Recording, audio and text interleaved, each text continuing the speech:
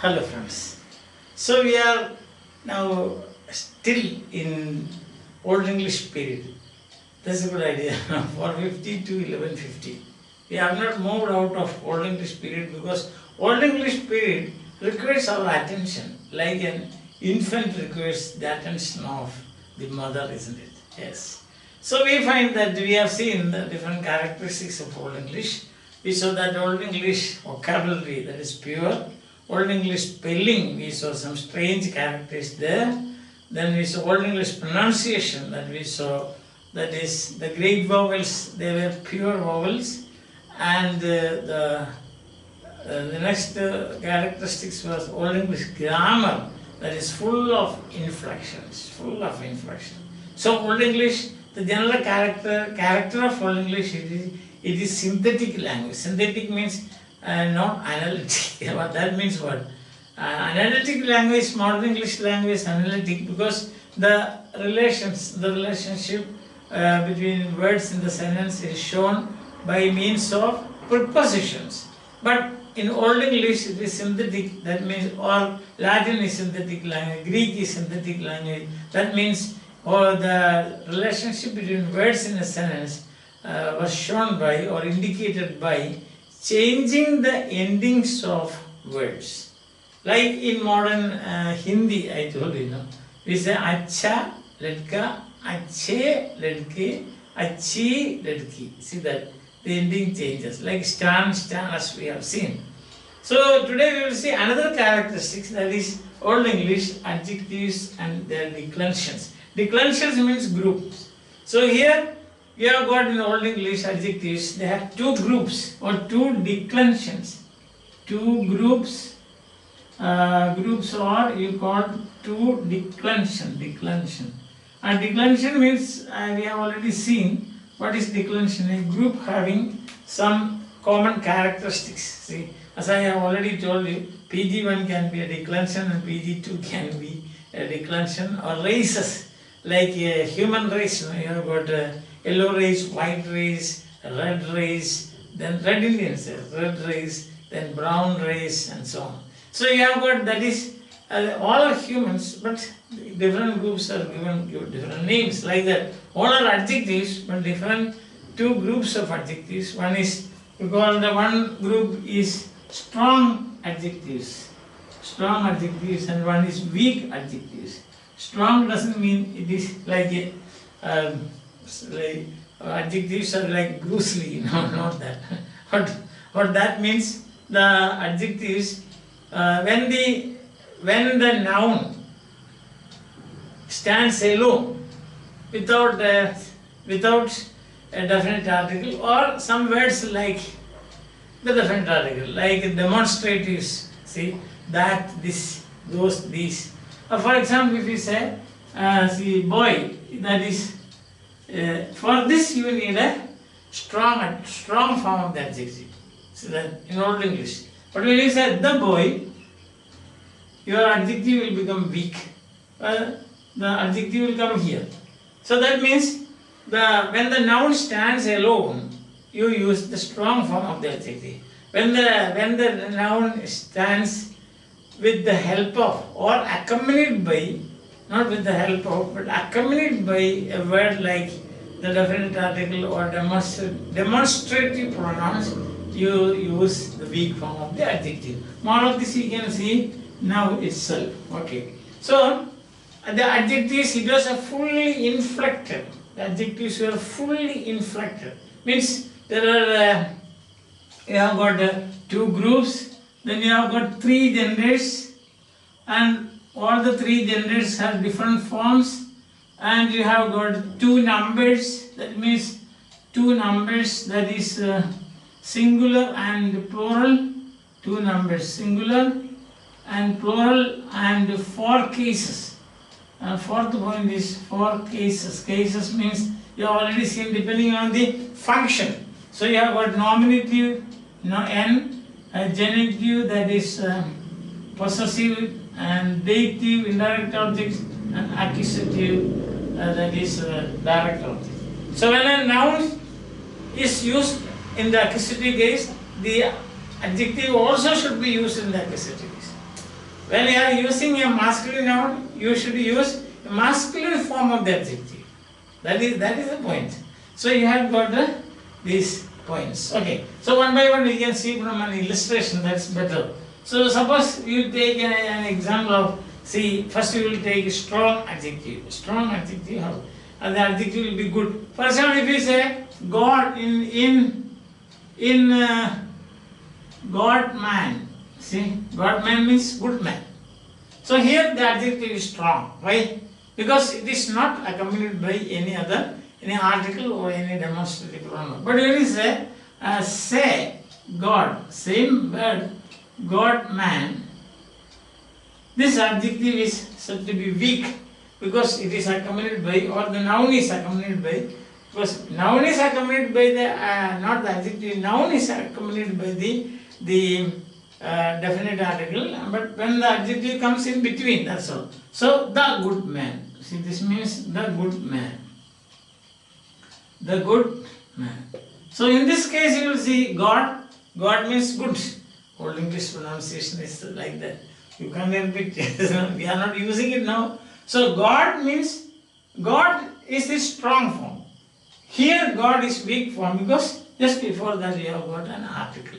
Or you can have a demonstrative pronoun also. So this is an example for strong form, this is an example for weak form. Okay. So now we will see how it works out. Okay. So first you see strong form, the singular, then two numbers, singular and then plural. Okay. Then you have got the, sorry, not singular and plural, that won't be easy for us to write it here. First we will have the strong form of the adjective, strong. And the strong form has three genders, masculine, feminine, neuter. Okay. Then number, singular. We are doing singular number here. And four cases, nominative, genitive, dative, accusative. Okay. So then we will see that the first one, you will see God, God, God. Masculine, God, same, God, God. See that? If you write simultaneously with me, that would be better because otherwise you will confuse. Next one, goddess, godre, goddess. Goddess, goddess, God, Re, goddess, Godre and goddess, same. Goddess, goddess. Okay, that is genitive. Dative will be, you have got the Godum, Godre, Godum. Singular, Godum, Godre, Godre, Godum. See that? Different forms. Now accusative you have Godne, Gode, God. Godne, Gode, Gode, God. God means good, not God theory, good, good. So that is the situation. Now we can see. So strong form, singular number, three persons. You got the point. Now you got some idea now. Yeah. See, you can see how complex is the situation. But when you compare now modern English adjective and old English adjective, you will find modern English is so simple. There is no change according to the person or according to this number or according to the gender. There is nothing like strong and weak. If you say good man, okay. Good woman, okay. I saw a good woman. So woman is accusative case, but still good remains good. Understand? I gave a person to a good boy, It's a good boy. Dative case, but no change. Right? I saw a boy. Accusative case. We don't change, no difference between strong and weak form. See, that is the point. Alright. So this is, I think it is clear. Now we will have, I think you have taken down these points. Now you have the weak form. An example for a weak form, singular. Of course, weak form singular, and also this is singular. Singular, masculine, feminine, neutral. Okay, that is there always. So that is why the singular is, weak form is, nominative is goda, goda, gode, gode. Goda, goda, gode, see, and goda. Goda, goda, gode, goda, gode, gode. So that is, understand, that is nominative here. You read it like this, nominative, okay? I will then do one thing, I will put a line here, and this is case. Cases, nominative. Nominative. And genitive you have godan, godan, godan. Genitive, godan, godan, godan, godan. Long vowel, godan, godan, godan, godan. And adjectives, dative you have got godan, godan, godan. See, dative case, godan, godan, go, dan. See that? Understand it? And accusative case you have, this is dative. Accusative you have got a godan, godan, gode. So godan, godan, gode. Are you interested in taking this down? Because I told you now, later on you can do some research on this. You can do your PhD in Old English. It's very interesting because when you do PhD in Old English, you will come in contact with all the other Germanic branches, see? And also some days you may go back to Indo-European and so on. That's very, there may be many people who are interested. Because as you can see, the archaeologists, what are they doing? They are going around different places and digging, and someday they will say, or sometimes after 50, 60 years or a lifetime, or will be just to find a fossil. They discover a fossil, something like that. And that's a great discovery. Understand that? If, as the other day, as a scientist, a natural scientist told me, that if you find a human being's fossil, dated before the extinct some animals that already have become extinct, like there was a type of a huge like I forgot his name. What is that?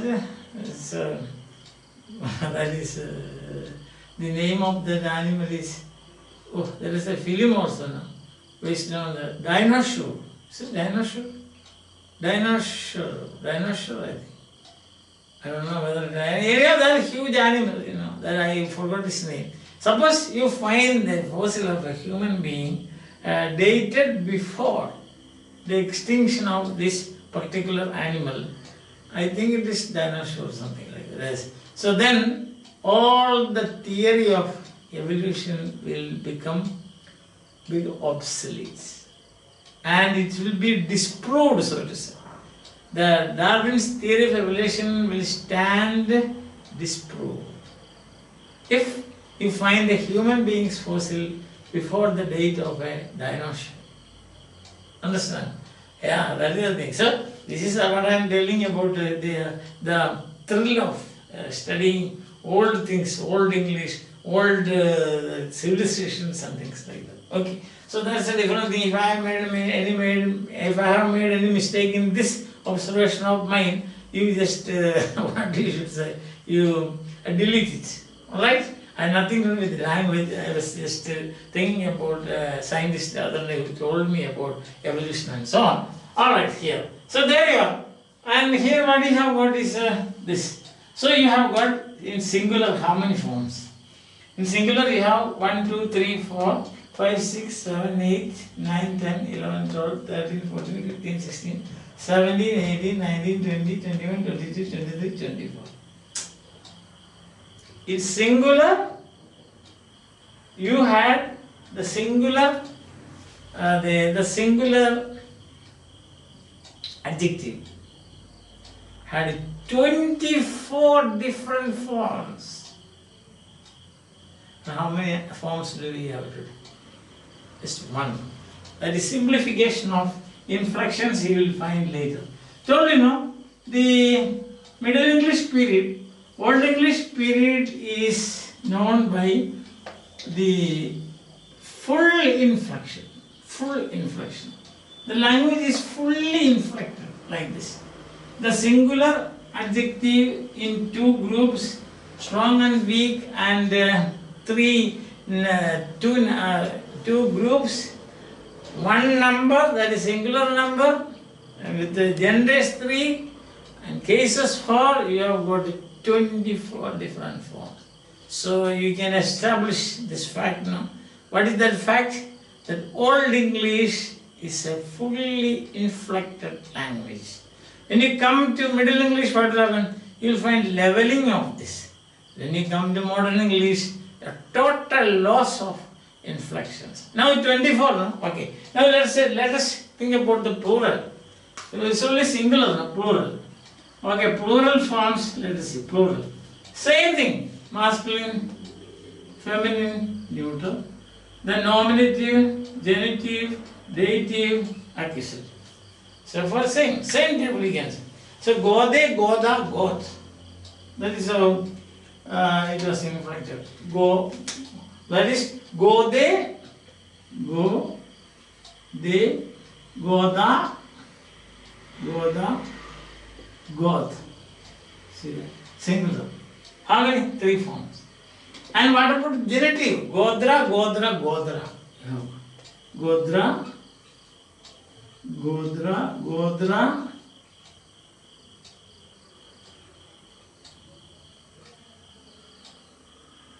Go strong, long vowel. Godra. See that? 3 again. Godum, godum, godum. Next. Dative. Godum, godum, godum. See that? Godum, godum. And gode, goda, god. Gode, goda, god. Look at that. And for plural, of course, plural, for all the 3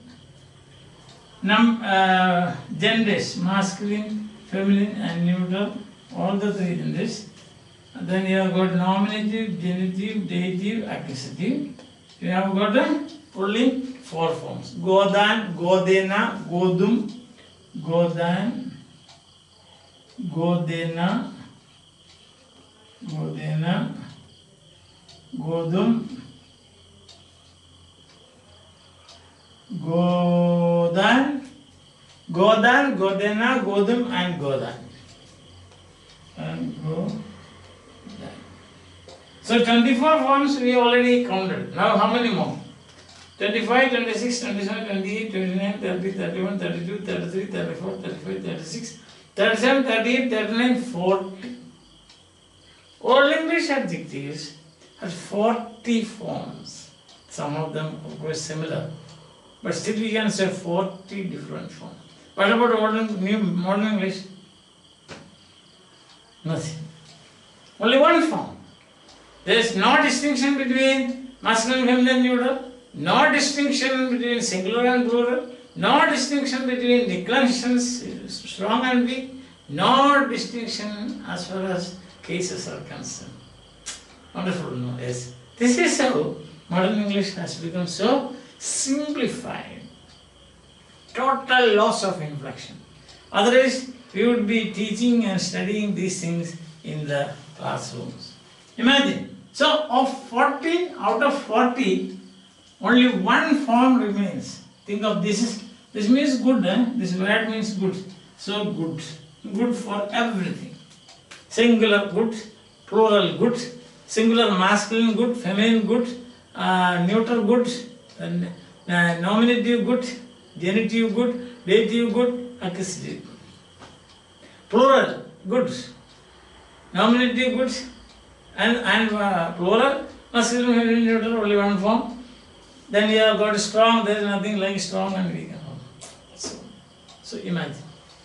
You like this now? Now you feel like taking these points down in your notebook. So once again I will summarize the whole thing for you. What I told you about the evolution and biology, please delete it. Understand that? If I have, what I have said is correct, okay. I forgot the name of the animal. The dinosaur, I think. Isn't it dinosaur? Yeah, anyhow. Yes. Then okay, well let's forget about that. Now the thing is that I'm just going to summarize the whole thing about adjective. Adjectives have two groups, 3 genders, 2 numbers and 4 cases. As you saw this. Now examination, if you are attempting to write a note on Old English adjective and inflections, you can just show at least one as an example. See, you can say the strong form, weak form. You can say, and then you can say, example, you can see God man, say Goda man, M-A-N-M, etc.